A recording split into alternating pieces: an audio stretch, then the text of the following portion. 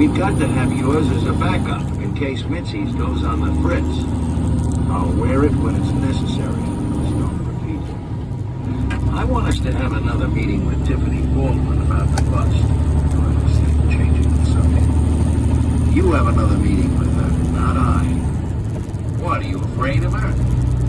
If you knew her better, Stone said, you'd be afraid of her. You'd better watch your ass, Brian, because I think even the commissioner is a little afraid of her. Otherwise, he wouldn't have been at the last meeting. Why should I be afraid of that bitch? Doyle asked. Because she could destroy you in a heartbeat if she felt like it, Stone explained. And how would she do that? Oh, I don't know. How about a federal grand jury indictment? On you, she wouldn't find something. You're not exactly squeaky clean. You never have been. Doyle reddened. I have nothing to fear from her. No? Well, you better not screw up the Larson part of the bust, because if you do, she'll come down on you like an Amazon goddess, and she'll hand you your balls. Doyle pushed his chair back and stood up. I can see I'm not going to get anywhere with you, he said. Finally, Stone said, now let me tell you how this bust is going to go down. Mitzi has set it up at the apartment, but you're not going to have anybody in the building except me. Why the hell not? Because Mitzi is borrowing the place from a friend of mine, and her neighbors would not take kindly to having a SWAT team in their lobby and elevators. And you can't grab him when he comes out of the building either. You'll have to put 4 cars on him and wait until he's well away from there. At his place? Why? Probably not at his place. Talk to Tiffany about it. I don't want them there. This is our bust. It's yours because Tiffany allowed you to do it, and she said so in the presence of the commissioner. So you better not fuck it up, and that means having a federal presence there. I hate the FBI, Doyle said sullenly. What cop doesn't? Stone asked. You think you've got a monopoly? I don't want to ask her for help. She's waiting for you to do just that, and if you don't, then this case is going to fall on you from a great height. Doyle thought this over. Teterboro, huh? That's where Sharp and Larson have charted in the past, Stone said. But you'd better have enough people to cover Westchester Airport if they decide to go there instead. You think they might do that? If they have the slightest inkling that you're onto them, they could do anything. How many people do you think we'll need? An army, Stone replied. Go put it together and ask Tiffany for help.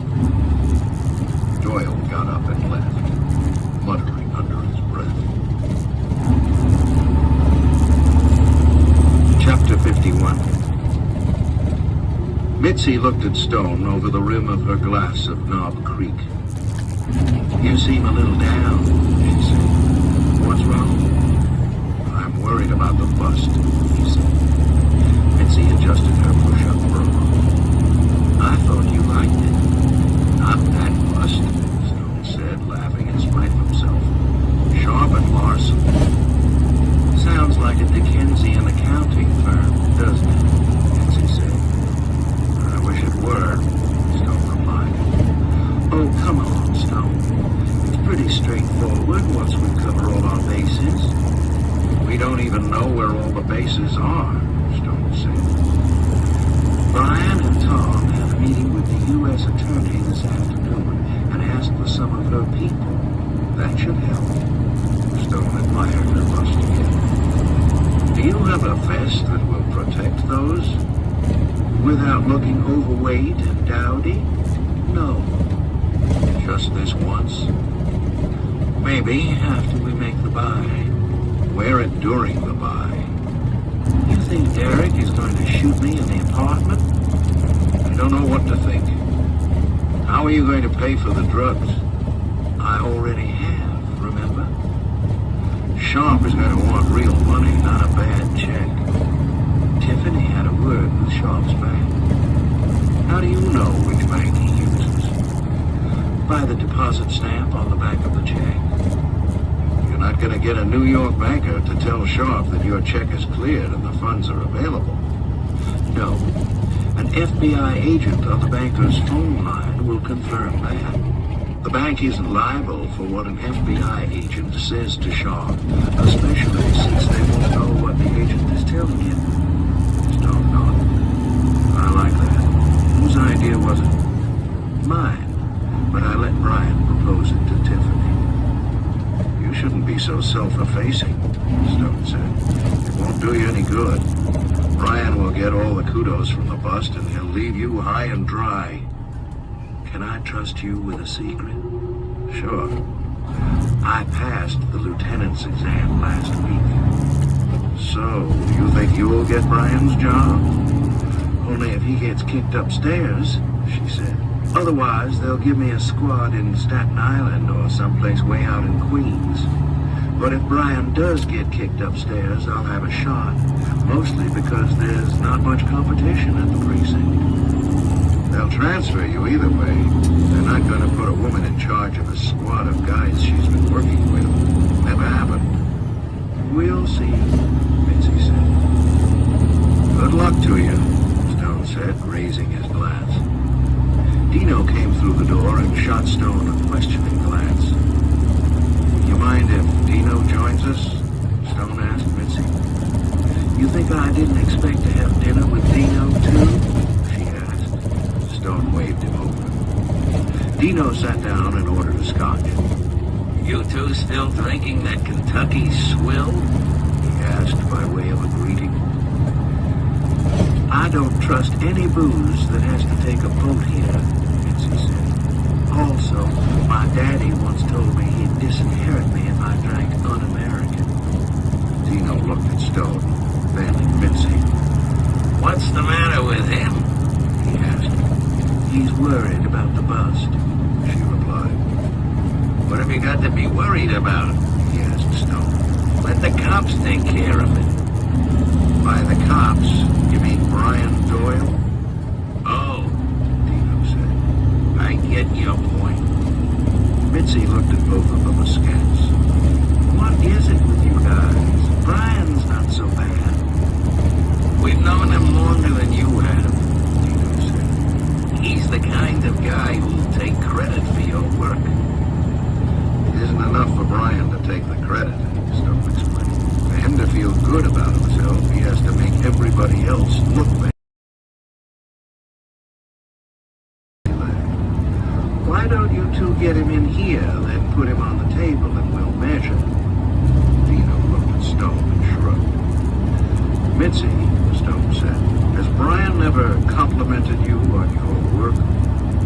Many times, she replied. Has he ever said anything good about you to your captain? Well, she said, I assume he passed it up the line. He said he would. Have you ever read your file after a performance review? Dino asked. Yes, I have. Has he ever given you a positive review that didn't make it sound like he was responsible for your success? Mitzi thought that over. Let me guess what he had to say, Dino said. He said something like, this officer has responded well to the training and advice of her commander. Mitzi's brow furrowed, a strange sight. I think I see what you mean, she said softly. Who's your rabbi? Stone asked. Not Brian, I trust. Not exactly, Mitzi said. You don't have a rabbi, do you? Dino asked. Not exactly. Tell the department, she said uncertainly. I'm really glad to hear that, Dino said, as if he didn't entirely believe her. Nobody spoke again until a waiter came to take their orders. Chapter 52. They started fooling around in the cab on the way home, and by the time they had made it upstairs, they were leaving a trail of clothing across the bedroom. Mitzi undid her bra and threw it as far as she could. Free at last, she half shouted. She tackled Stone, and they fell onto the bed, writhing in the mutual pleasure of their naked bodies. In a moment, they were conjoined. I think this is what they mean by one flesh, Stone said. I like it, Mitzi said, sticking her tongue in his ear.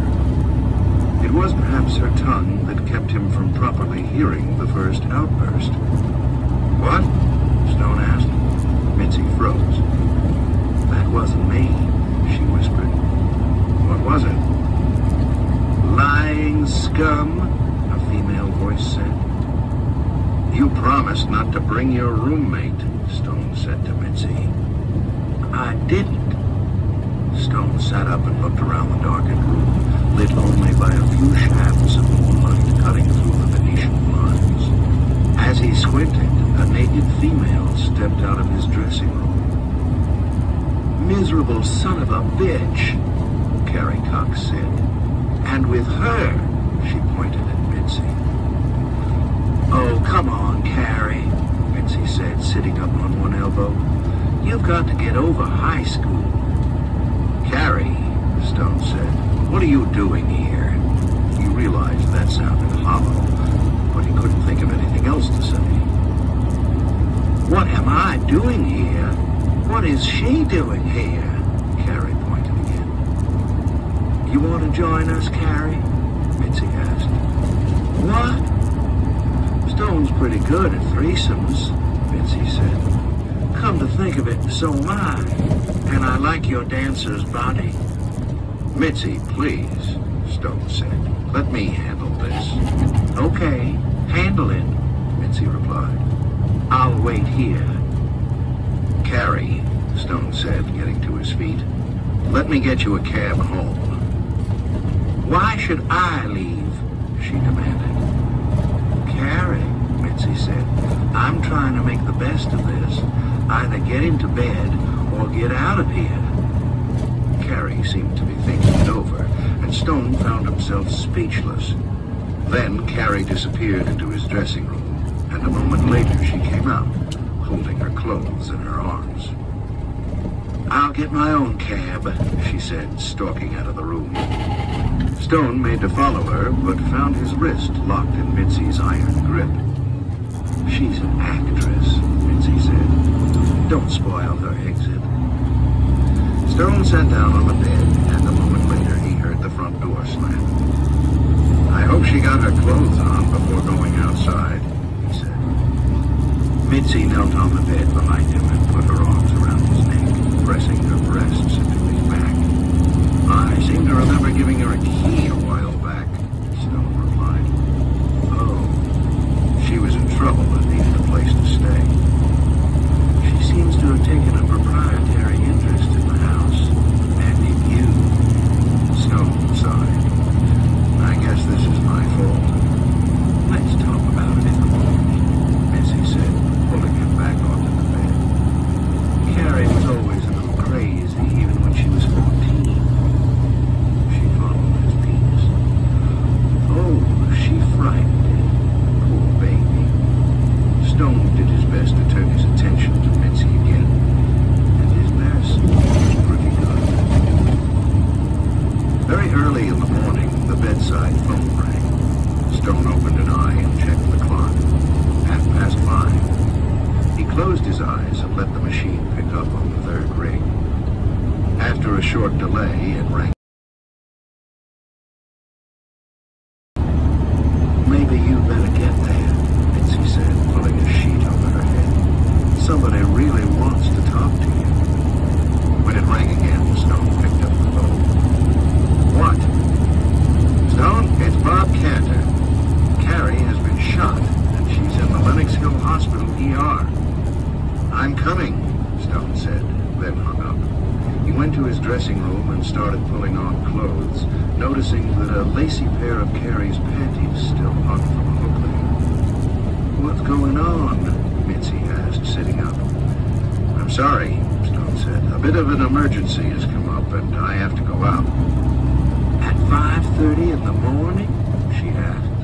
What kind of emergency comes up at this hour? Gotta run, Stone said, grabbing a jacket. Go back to sleep and When you wake up, Helene will fix you some breakfast. He trotted down the stairs and out the front door just as, miraculously, a cab drove by. He stopped in its tracks with a loud whistle. At 6 in the morning, the Lenox Hill ER was already getting busy. As Stone strode toward the admitting desk, he was intercepted by Willie Leahy. "Hang on, Stone. He said we can see her in a few minutes." Willie dragged him toward a chair and sat him down. "What happened?" Stone asked.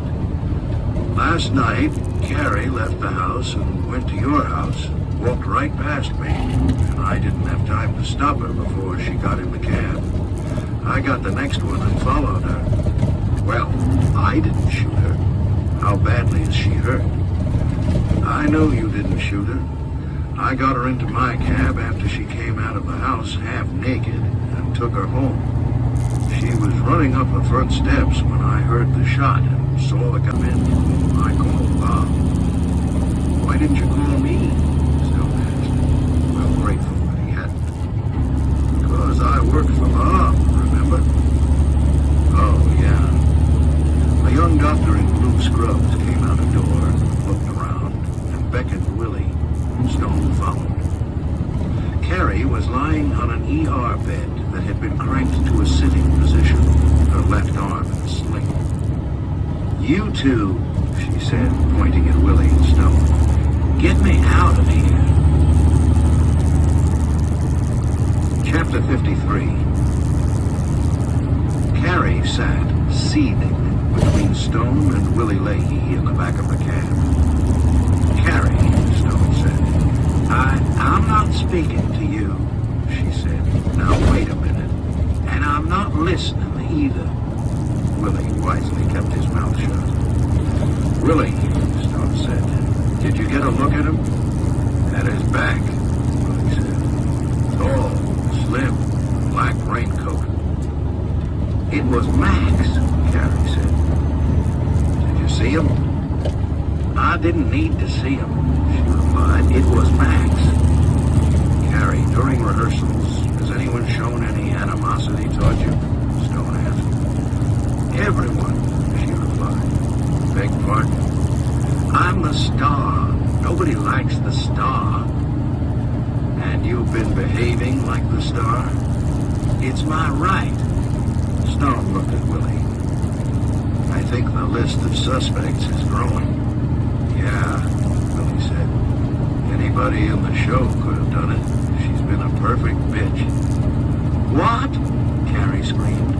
"You're fired." "I don't work for you, remember?" Willie seemed to have had enough. "Stone, fire him this minute." "He doesn't work for me," Stone said, "and I don't doubt for a minute that Willie is right." Carrie started to get out of the moving cab, but Stone and Willie held her down. "You're hurting me," she shouted. "No, you're hurting you," Stone said. "Stop it." Amazingly, she went both limp and silent. The cab arrived and the three got out. "I want to go to bed," Carrie said. "I've got a rehearsal at 10. "You're going to be late," Stone said. "You've got to talk to the police before you can go anywhere." "The police? Why?" "Because they take gunshot wounds seriously, and Lenox Hill Hospital has already reported this one to the police. We just happened to get out of the ER before they arrived." As they reached the top of the steps, an unmarked police car pulled up, and two detectives got out. Stone didn't know them. "Caddy Cox?" one of them asked. "Come on in, fellas," Stone said, flashing the Brian Doyle badge. "Let's get this done." Stone left the four of them in the living room and used the kitchen phone. "Machete." "It's Stone. Can you get over to Carrie's house?" He gave Dino the address. "What for?" "Somebody took a shot at her, only a graze. Probably her ex-husband. She's supposed to open in the big show next week, and we don't want it in the papers." "Any of our people there?" "Two. Didn't get their names." "Give me 15 minutes." Stone went back to the living room and sat down.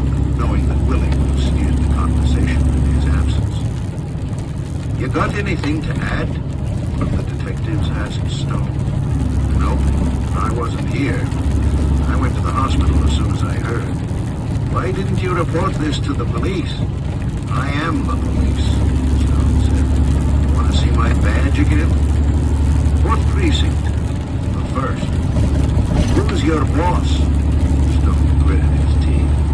"Lieutenant Doyle. I'm on special assignment." "What kind of special assignment?" "If I was allowed to tell you that, it wouldn't be special," Stone explained. It went on like this until Dino arrived. Dino showed his ID. "You too," he said, pointing two fingers at the detectives. "Listen up." The detectives tried to look attentive. "I'm taking care of this," Dino said. "There's no report to make." "We gotta make a report, Lieutenant," one of them said softly. Dino was well known in the department, and they were being appropriately deferential. "You don't gotta do nothing," Dino said, "except forget this. Mention it to nobody, and if anybody mentions it to you, refer them to me at the 19th.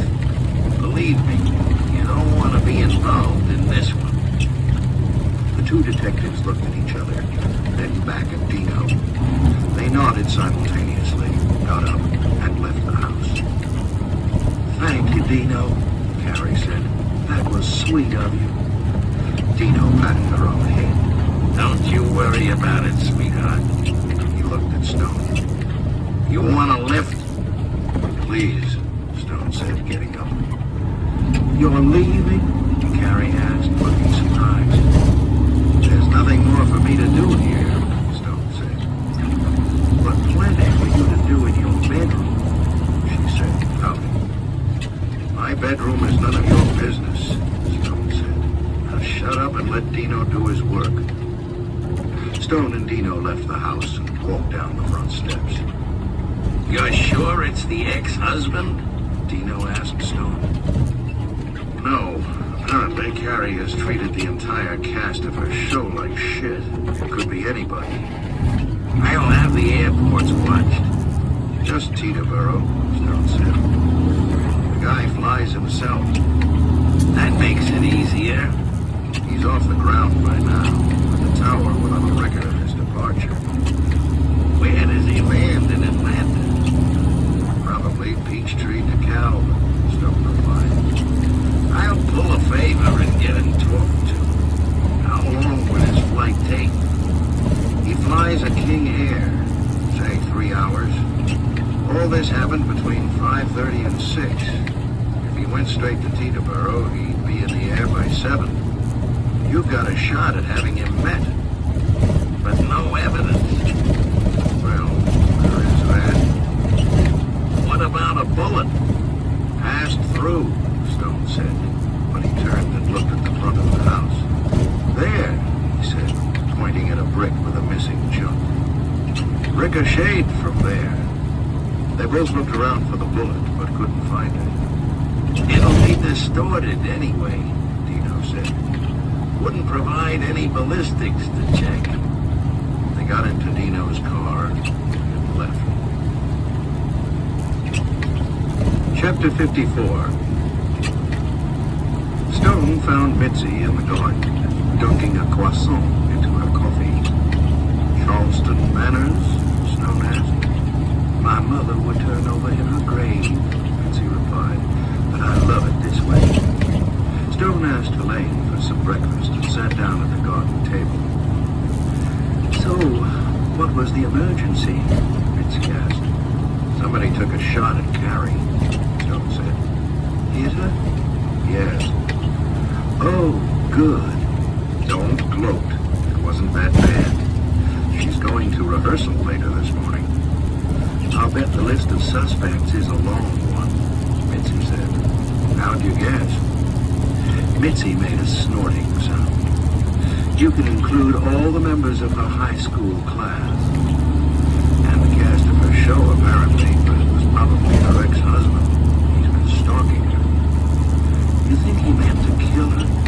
I mean, he missed." The untrained just point in the general direction and yank the trigger. More people should train, Betsy said. If they did, we'd just have a lot more successful shootings. Good point. Do you suppose we could persuade the NRA to support training shooters madly? Stone laughed. Probably not. You were good last night, Betsy said. There are times when I'm so discouraged with men that I think about becoming a card-carrying lesbian. You've restored my faith in men. Really? Well, most. A lot of them are still shits. Women are more empathetic. Am I a shit? Never, Betsy said. At least not on purpose. Well, I guess that's a compliment. A higher one than you might think. You said you took the lieutenant's exam? Right. I thought you were a detective first grade. I made sergeant 2 years ago. I don't talk about it much. 3 members of my squad flunked the sergeant's exam. All the more reason for the brass to transfer you if you get the promotion. I have other things going for me, she said. Some of them might offset male cop jealousy. Has the department come that far since I retired? Ask me after a few dozen more cops retire or die. You think Brian will get bumped upstairs? Stone asked. I don't think he'll be where he is much longer, she replied. Not even if this bust is a big success. If it is, it won't be Brian's fault. I think enough people in the department built that. I hope you're right, Stone said. Elaine came into the garden from the kitchen, carrying Stone's breakfast and the cordless phone. She handed it to Stone. For you. She went back to the kitchen. Hello? It's Tiffany. Good morning. Are you alone? Stone thought about this before he answered. Yes, he said finally. Let's have dinner tonight. Stone didn't hesitate. I don't think that's a good idea until this bust is over. Let's not get talked about right now. Mitzi's eyebrows went up. She mouthed, Tiffany. Stone nodded. There's something else I want to talk to you about, though. What's that? Tiffany asked. I think we need a chopper to cover this bust. Why? We're dealing with 2 experienced and very tricky con men, and I'm worried about being thin on the ground. Why can't the NYPD furnish the chopper? Emergency alert. National Weather Service. Tornado warning in this area until 8:30 p.m. Eastern Daylight Time. Take shelter now in a basement or an interior room on the lowest floor of a sturdy building. If you are outdoors in a mobile home or in a vehicle, move to the closest substantial shelter and protect yourself from flying debris. Check media.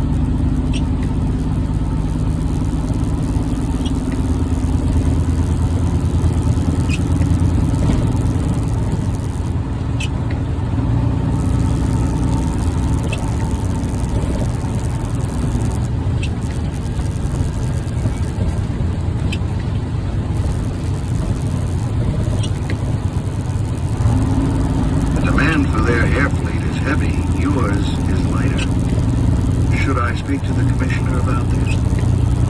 I don't think that's necessary, Stone replied. All I want is to be able to make a cell phone call and get something in the air instantly. You worry too much. I think it's best to worry too much before the bust than afterward. Oh, all right. I'll make the call. But you owe me for this one. Yes, I owe you. Tiffany hung up without saying goodbye. That's interesting, Mitzi said. Asking for a helicopter? Yes, that too. But more that Tiffany is calling you. You know we have some history. Everybody who reads page 6 in the Post knows you have some history. That was speculation. I didn't appear in the photographs, and they couldn't prove that the woman was Tiffany. Sorry, I should have Mirandized you before I asked about that. But why is Tiffany calling you? She wants to have dinner. She wants a second chance to become infamous? That's an interesting way to put it, Stone said. I never considered that dining with me carried the risk of infamy. I shouldn't think it would do either of you any good. It's obviously a toxic relationship. Mitzi, you don't have to talk me out of it. I don't want to have dinner with her. Well, you did put her off, didn't you? I thought it best. I'm glad, she said, leaning over and kissing him on the forehead. Stone rolled his eyes upward. Do I have lipstick on my forehead now? It's very becoming, Mitzi said, patting his cheek. Stone resisted the urge to wipe it off with his napkin. Mitzi put down her napkin and stood up. Well, I had to go. Stone stood too. Have you heard anything from Derek about the buy? Not yet. Don't worry, he'll call. He's on the hook. I hope we can keep him there, Stone said. He walked her to the front door and let her out, then went down to his office. Joe walked in with the mail, took one look at him, and burst out laughing. What? Stone asked, mystified. She put the mail on his desk. Oh, nothing, she said. Then she went back to her office, shortly. Chapter 55. Dino was uncharacteristically late for dinner at Elaine's. Stone and Elaine were sitting together, chatting, waiting for him to show. Stone ordered a second Nog Creek. You're looking better, Elaine said. You didn't look so hot last night. I'm feeling better, Stone admitted. You got laid last night, huh? In a manner of speaking. You know Carrie, the actress? Sure. From what I hear on the grapevine, everybody's gonna know her next week. Right. You weren't with her last night. You were with Mitzi. Right again. I had to go to the hospital very early this morning because Carrie's ex took a shot at her. She's dead? Stone shook his head. Barely wounded. She'll make opening night. Somebody ought to lock that guy up. Dino's working on it. At the mention of his name, Dino walked through the front door and headed for his table. A waiter saw him and ordered his usual scotch. He sat down at the table, and Elaine pinched his cheek. Ah, come on, Elaine, Dino said. Everybody's watching. You two enjoy, Elaine said, and moved to another table. Yeah, I know, Dino said to Stone. I'm late. What happened in Atlanta? Stone asked. You mind if I get a drink first? A drink appeared before him, and he took a tug at it. So, don't rush me. Me rush you? All the time. Stone sighed, sat back, sipped his bourbon, and waited for Dino to speak. Dino took another tug at his scotch. Okay, he said. Two Atlanta PD detectives met your man at the airport. He denied being in New York and showed them a flight plan from Charleston. Anybody can run up a flight plan on a computer, Stone said. That doesn't mean he flew it. They called the FAA, but there was some screw-up. Apparently, he did fly from Charleston, but they weren't able to figure out when he got there. And I'll bet he has a Charleston alibi. You got it, Dino said. And since we don't have any evidence against the guy, no ID, no bullet, he can't be touched.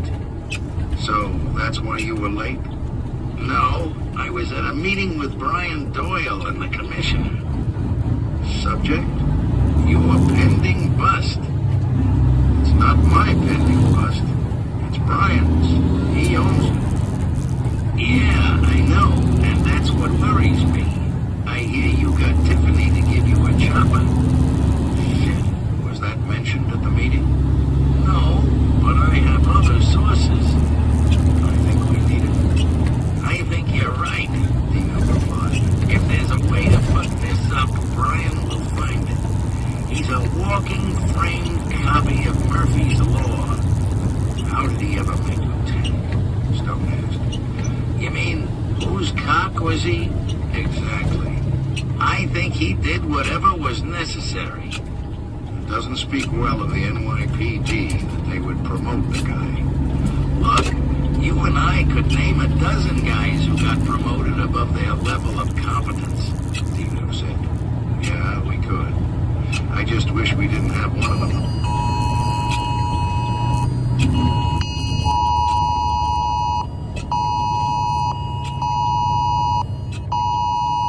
Running this bus. All right, tell me who you're worried about. National Weather Service. Tornado warning in this area until 9:15 p.m. Eastern Daylight Time. Take shelter now in a basement or an interior room on the lowest floor of a sturdy building. If you are outdoors in a mobile home or in a vehicle, move to the closest substantial shelter and protect yourself from flying debris. Check media.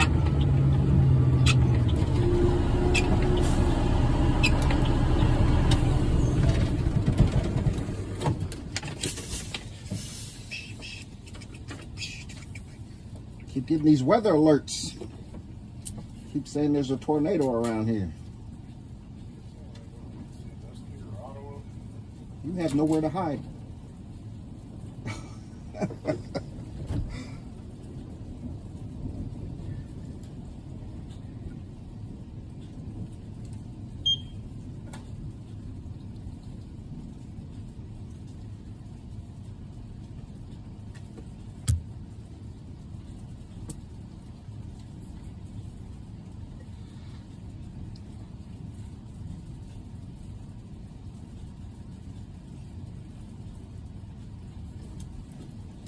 When y'all gonna get the new magnets? Everybody else get them big ones. Oh, you know, you just ain't had them out yet. Oh. Come on.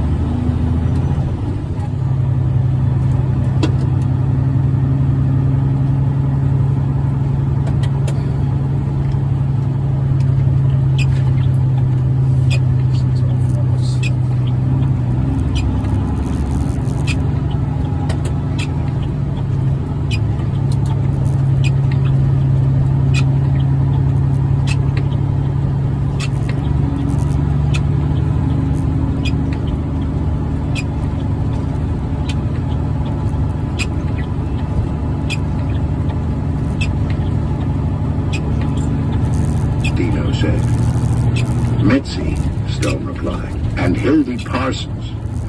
Oh, that's right. Hildy is why you're in this. Exactly. But I've come to feel a lot for Mitzi, and she could get hurt. You want me to be around when it goes down? Yes, please. I'd like you at Rita Gamage's apartment when the buy is made, and we'll take it from there. When? I don't know yet. We're waiting for a call from Derek Sharp to tell us he has the goods. Mitzi will see that we have some notice, though. Okay, I'm available. Do me a favor? What is it this time? I need you to call the NYPD flight department and inquire about a helicopter pad somewhere in the vicinity of Park and 72nd Street. Okay, I can do that. I think that's all I need until the bust goes down, Stone said. His cell phone vibrated on his belt, and he dug it out of its holster. Hello? It's Mitzi. Hello there. The buy is tomorrow morning, 11 a.m. at the apartment. Gotcha. Dino and I will be there early. Great. Something I'd like to know about the apartment. What? The windows. The ones overlooking Park Avenue. Do they open? You mean, are they not sealed shut? Exactly. Hang on. Stone waited until she came back. Yes, they open, she said. Thanks. See you tomorrow. He hung up. We're on, he said to Dino. 11 a.m. tomorrow. have your old .22 target pistol? Stone asked. Yeah, it's in my safe. Bring it. Why? Just bring it. Dinner arrived and they dug in. In spite of the bourbon and the good food, Stone was nervous again. He didn't like being nervous. Something bad usually happened when he was nervous. Chapter 56. Stone woke early, shaved, showered, and got to Rita's apartment at 8. Dino met him on the sidewalk. I didn't get breakfast. Dino said. Neither did I, Stone replied, ushering him into the building. But we will. He gave the doorman their names and waited until they were allowed upstairs. Before they went to the elevator, Stone pulled the doorman to the front door and pointed. See that parking space? Yes, sir. Stone put a $100 bill in his hand. Please make sure no one parks there but a Mr. Sharp. He drives a black Mercedes and he'll be here around 11. Tell him that Miss Mitzi reserved it for him. I'll put a couple of cones out and watch for him, the doorman said. Mitzi answered the door in a silk dressing gown, and it looked as though she was wearing nothing under it. The sight stirred Stone, but there wasn't time. You want some breakfast? She asked. You betcha, Stone said. She led Dino down the hall toward the kitchen, but Stone went to a front window and made sure it would open. Then he went to the kitchen and sat down at the table with Mitzi and Rita.